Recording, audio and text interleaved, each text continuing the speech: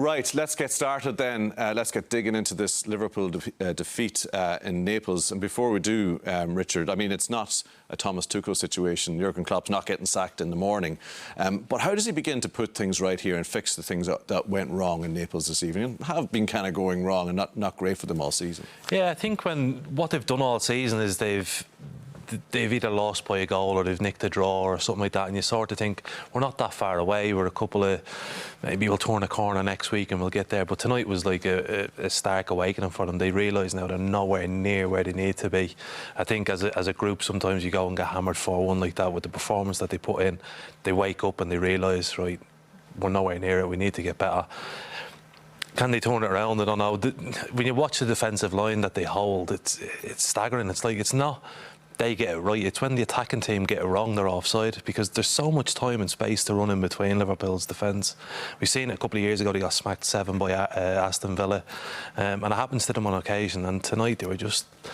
It was as bad a Liverpool performance as I've seen for a long time. You know, you made the point at half-time that you thought there was there's a physical lack there, or certainly a flatness, a lack of zest and, you know, energy in them purely physically. So, I mean, is that something that just will come? I mean, it's not like they're going to have much time in the training ground between matches. It's hell for leather for the next couple of months before the World Cup, isn't it? I mean, you would expect maybe they'll have a bit of a tough pre-season. They might be feeling a little bit leggy after, but not now. Not 6-7 games into the season. They should be flying really at this stage of the season, and they're not. And it's not all over the place. The second half they played reasonably well going forward, but as soon as the ball goes back towards their own goal, they look so slow to react. To run backwards seems a lot more difficult for them than it is to run forward. And whatever the positioning that they're thinking with Alexander-Arnold about him coming into the central midfield zone, teams are wise to it now, and they just keep going down that channel all the time.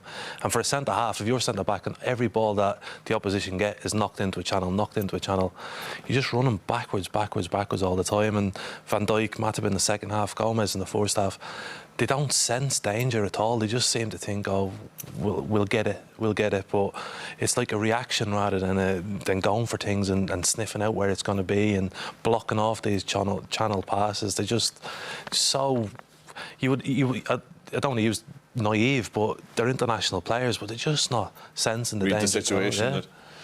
Brian, what do you think? You put yourself in Jurgen Klopp's situation. I'm sure he's had sleepless nights. Well, I feel that, you know, the key to how they play the high line has been stopping the opposition playing accurate long balls forward, in behind, with players staying on side, as Richard said. And the key to not allowing that happen was the busyness of, I'd say, the front three and the attacking midfield players, say, ahead of Fabinho, those 5, and the full back on the side where the ball was on. So, much like Manchester City, they're very quick to get the ball back and work hard to get the ball back as soon as possible and not allow the opposition to play the ball forward.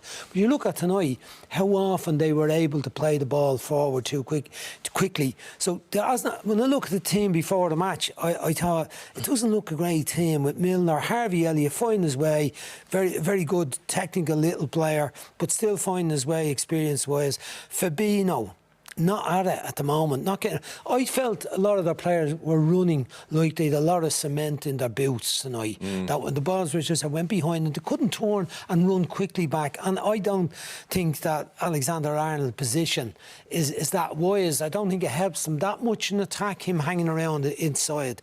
But the manager, the coach, and the coaching staff, I think, will be able to analyse this and go, we need to improve on that, we need to improve on that. But I don't know whether those players are going to improve in the short term.